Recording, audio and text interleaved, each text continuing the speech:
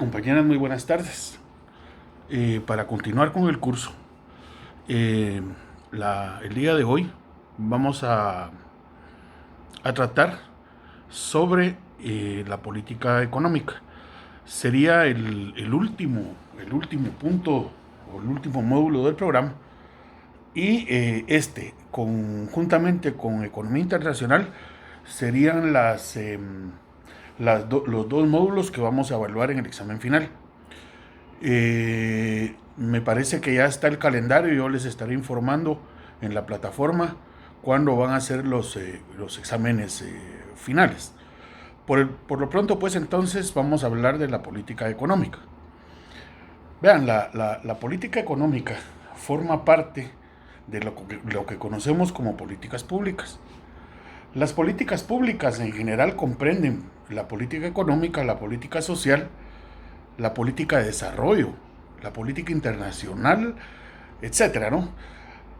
Aquí entonces, cuando hablamos de política pública, nos vamos a referir a las acciones que el gobierno adopta para lograr determinados objetivos.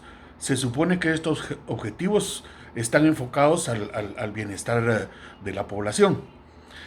Dentro de las políticas públicas, entonces, vamos a tener, y de la que vamos a hablar hoy, es de la política económica. La política económica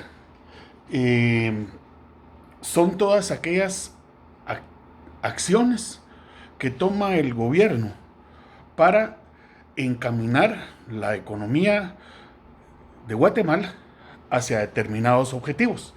Generalmente los objetivos de la política económica es mantener la estabilidad económica del país, y el segundo objetivo a grandes rasgos sería el lograr el bienestar económico de la población a través del manejo de determinadas políticas. Nosotros aquí vamos a ver principalmente dos: la política monetaria y la política fiscal, que son las principales. Entonces, la política económica, pues, son las acciones que el gobierno va a tomar para lograr objetivos de estabilidad de la economía y del bienestar de la sociedad. Para ello, pues, tiene determinados mecanismos que son los que nosotros vamos a desarrollar a lo largo de esta exposición. Ahorita, con la circunstancia que nos está tocando vivir, podemos ver un ejemplo de política económica, fundamentalmente de política fiscal, con la aprobación de los 26,000 millones del Congreso de endeudamiento público para reactivar la economía. Ahora, yo no estoy diciendo que eso sea bueno o sea malo, simplemente les estoy exponiendo que ese es un ejemplo de política económica, particularmente de política fiscal. Ahora, lo que haga el gobierno con el dinero, que de hecho ya se lo dio a los empresarios, ¿verdad? Y dejó endeudadas a no sé cuántas generaciones. Pero acá el punto es que ese tipo de acciones son las políticas públicas. Es decir, cómo el gobierno interviene en la economía para lograr la estabilidad o el bienestar de la población. Como tal, entonces, la política económica tiene determinados objetivos. Yo les voy a dar 4 o 5 objetivos. Pueden ser más, como siempre les he dicho en clase. Yo les voy a dar los principales. El primero de ellos es el crecimiento económico. El crecimiento económico es uno de los principales objetivos de la política económica. ¿Por qué razón? Porque a través del crecimiento económico el país genera riqueza. Y esta riqueza se supone que es distribuida entre la población de Guatemala. Ahora, si esto es cierto o no es cierto, pues eso ya es otro cantar. Podemos decir entonces que el primer objetivo de la política económica es el crecimiento económico. El segundo objetivo de la política económica, y que va íntimamente ligado con el primero, es alcanzar el pleno empleo. Este pleno empleo, esta este concepto económico de pleno empleo significa que no significa que no hayan desempleados. Lo que significa es que todo aquel que busca trabajo puede encontrar trabajo, porque dentro de la concepción keynesiana existe lo que se llama el desempleo friccional, que son aquellas personas que no quieren trabajar o que viven de sus rentas y entonces por ello es que no trabajan. Por eso es que el pleno empleo a lo que se refiere es a que todas las personas que necesiten trabajar encuentren trabajo en el país. Luego de esto, el tercer objetivo de la política económica es la estabilidad de los precios. ¿Por qué es tan importante la estabilidad de los precios? Porque no podemos vivir en un país en donde constantemente los precios están subiendo. ¿Por qué? Porque los salarios no suben en la misma proporción.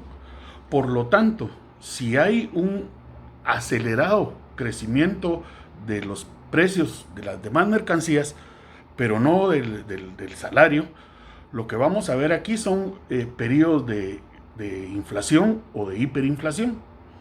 Y esto a donde nos lleva es que paralelamente al alza de precios haya una contracción en la demanda. Y por lo tanto las empresas comienzan a despedir a sus trabajadores. Y esto de pasar a ser una hiperinflación, es decir, un incremento sin control de los precios, pasa a ser lo que se conoce como estanflación, que significa altos niveles de inflación con altos niveles de desempleo. Entonces, otro objetivo de la política económica es precisamente el que los precios estén estables, porque exactamente pasa lo mismo si los precios empiezan a contraerse. ¿Sí?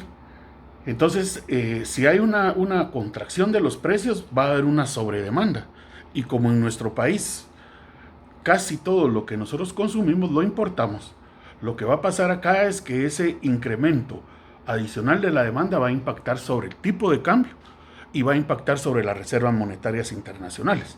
Por ello es que uno de los grandes objetivos de la política económica es precisamente la estabilidad de los precios.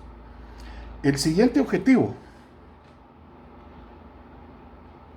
es el equilibrio del exterior. O sea, nosotros ya vimos la parte de la economía internacional y ya tenemos claridad de lo que significa la diferencia entre exportaciones e importaciones. Entonces, el equilibrio exterior significa eliminar los déficits en cuenta corriente de la balanza de pagos, que no es ni más ni menos que la diferencia entre las exportaciones y las importaciones. Entonces, si nosotros exportamos más de lo que importamos, entonces está habiendo una entrada efectiva de divisas al país. Pero como en Guatemala regularmente la balanza comercial es negativa, es decir, importamos más de lo que exportamos, entonces el problema acá es que esto tiene un impacto sobre las reservas monetarias internacionales y esto lo que hace es disparar el tipo de cambio. Y cuando se dispara el tipo de cambio, deviene en un incremento de los precios. Y ya vimos qué es lo que pasa cuando hay un incremento desmedido de los precios. Acá, si bien es cierto, la balanza comercial regularmente es negativa, también es cierto que lo que ha ayudado al país a mantener esto en equilibrio son las remesas provenientes de los agentes del exterior. Es decir, todos los migrantes que están en Estados Unidos son los que ayudan a equilibrar las cuentas acá en Guatemala.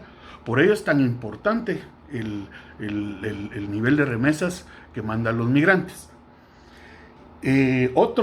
Otro de los grandes objetivos de la política económica es la distribución equitativa de la renta. ¿Qué significa esto? Que el Estado se convierta en un redistribuidor de la riqueza a través de la captación de los impuestos. Ya con los impuestos captados, aquí entra lo que ustedes conocen como política social, Es decir, el gasto que hace el gobierno fundamentalmente en salud, en educación, en seguridad, en desempleo, ¿verdad? Estos serían los compensadores sociales que permiten una redistribución equitativa de la renta. Lamentablemente, la realidad lo que nos dice es que el Estado no está distribuyendo la renta como debiera de hacerse. Es decir, el Estado actualmente lo que está haciendo es agarrando esa renta y esa capacidad de endeudamiento para poder financiar a las grandes empresarias. Digámoslo de esa manera, porque de esa manera es. Entonces, lamentablemente, este es uno de los objetivos de la política económica que regularmente los gobiernos no logran alcanzar, sobre todo en Latinoamérica, ¿verdad? Finalmente, otro de los objetivos, bueno, dejémoslo en estos 4 o 5 objetivos de la política económica. Ahora bien, vamos a hablar cómo se clasifica la política económica.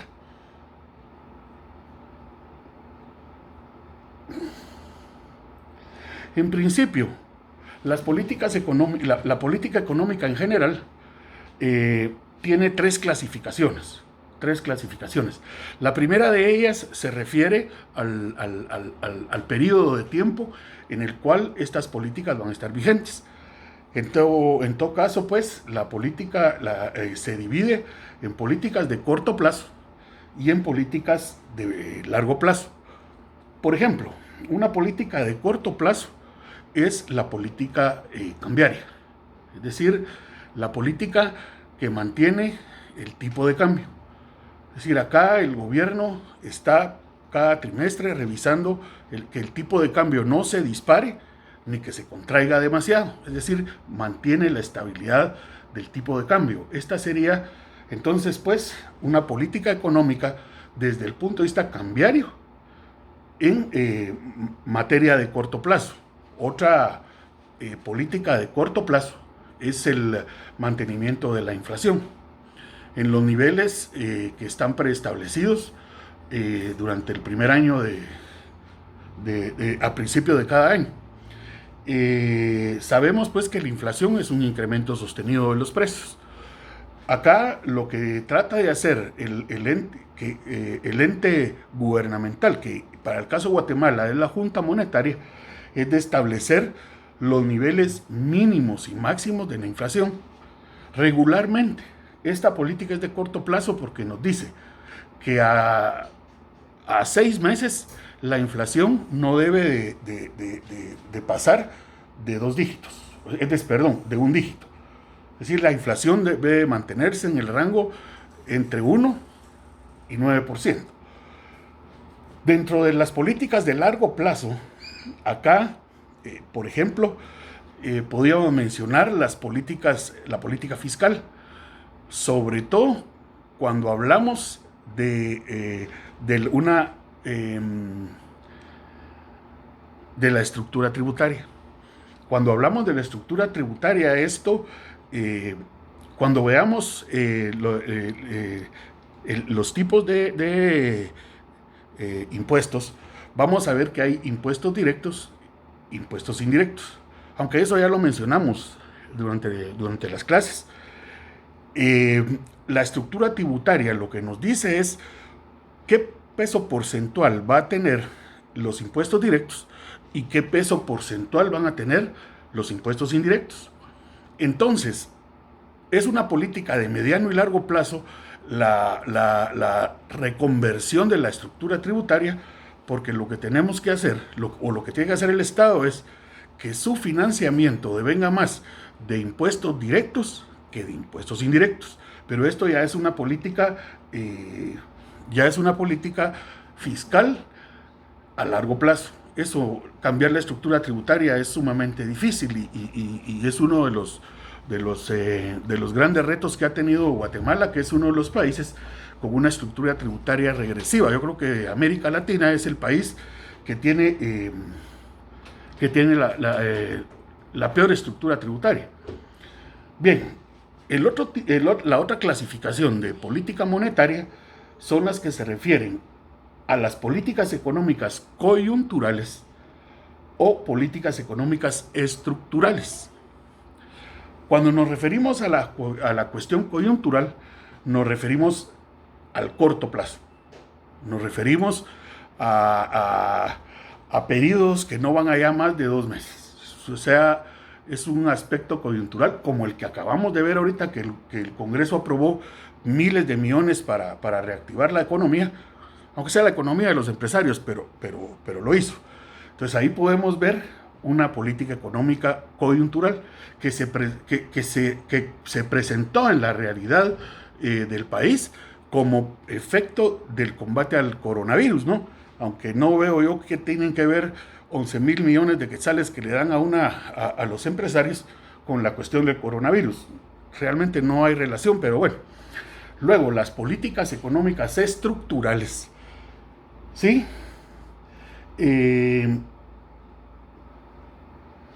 Es, como ya les mencioné, por ejemplo, si se quiere modificar la estructura tributaria del país, o si se quiere mejorar uno de los objetivos de la política económica, por ejemplo, la distribución del ingreso. Estas ya son políticas estructurales que permiten modificar realmente la estructura del sistema económico en el país, en este caso en Guatemala, ¿verdad? Luego, nos vamos con la política económica de estabilización o política económica de desarrollo. La política económica de estabilización significa que se van a crear, la política económica va a crear a través de los mecanismos que posee, fundamentalmente, como les repito, voy a hablarle yo de 2 tipos de política económica, porque son las principales realmente: la política monetaria y la política fiscal. Entonces, las políticas de estabilización se implementan regularmente o no, siempre van a ser implementadas cuando la economía está experimentando serios desequilibrios macroeconómicos. Por ejemplo, cuando en la economía se presentan altos niveles de inflación, es decir, inflación de 2 dígitos, cuando se presentan tasas de interés altísimas, de 2 dígitos también, pero estos 2 dígitos, estamos hablando de arriba de 20%. Luego, tipos de cambio que son sumamente inestables. Es decir, hoy en la mañana, por ejemplo, ustedes pudieron ver el tipo de cambio a 5.90, por decirles algo, y en la tarde ya está a 8, pues, por un quetzal, por $1, perdón. Entonces, estas políticas de estabilización están encaminadas a estabilizar todos los indicadores macroeconómicos de tal forma que los agentes económicos no tengan, porque esto a donde nos lleva es a la fuga de capitales y a la contracción de la inversión, porque es tal el desorden económico que es necesario poner políticas de estabilización que permitan a los agentes económicos, principalmente a los propietarios del capital, tener certeza sobre la inversión que van a hacer. Luego, con esta política de estabilización, viene también las políticas de desarrollo. Porque si las políticas de estabilización lo que permiten es estabilizar los principales índices macroeconómicos de una economía, la política de desarrollo lo que persigue va a ser lograr el desarrollo de un país. Pero este desarrollo, ¿cómo va a ser medido? Este desarrollo vamos a verlo con el comportamiento del Producto Interno Bruto. Algo que a ustedes, creo yo, nunca se les va a olvidar. El Producto Interno Bruto lo que nos va a decir es la producción del país. Pero si nosotros queremos comparar si el país se está desarrollando o no, de acuerdo con los, con la, con la, con la, con la fundamentación teórica de la política económica. Tenemos que comparar una serie histórica de años para ver cuál ha sido la tasa de crecimiento del Producto Interno Bruto. Ahora bien, esta tasa del incremento del Producto Interno Bruto tiene que restársele la tasa del incremento poblacional. Si esto da positivo, es decir, si el incremento de la producción es mayor al incremento de la población, estamos hablando entonces de desarrollo. Ojo con esto, y lo voy a repetir. Cuando estamos hablando de desarrollo, de acuerdo a la concepción que sustenta la política económica de la que yo les estoy hablando, nos dice que para que haya desarrollo, el porcentaje o la tasa de crecimiento del Producto Interno Bruto debe ser mayor a la tasa de crecimiento de la población. ¿Sí? Si esto es positivo, entonces, de acuerdo con esta concepción, vamos a tener que el país se está desarrollando. Ahora, lo que habría que ver acá, adicionalmente a esto, es el índice de distribución de la riqueza. Es decir, si bien es cierto, Guatemala, fíjense ustedes, ha presentado tasas de incremento del PIB que están por arriba del 4%, mientras que su crecimiento poblacional anda alrededor del 2.5, 2.6%. Esta diferencia lo que ha indicado es que Guatemala ha estado creciendo, que ha generado riqueza. Sin embargo, lo que habría que ver aquí es para dónde se está yendo esta riqueza. O sea, quiénes son los que están acumulando esa riqueza. Y eso se mide a través del índice de la distribución de la riqueza. Yo voy a darles un chancecito para que ustedes puedan anotar ahí sus preguntas y luego seguimos.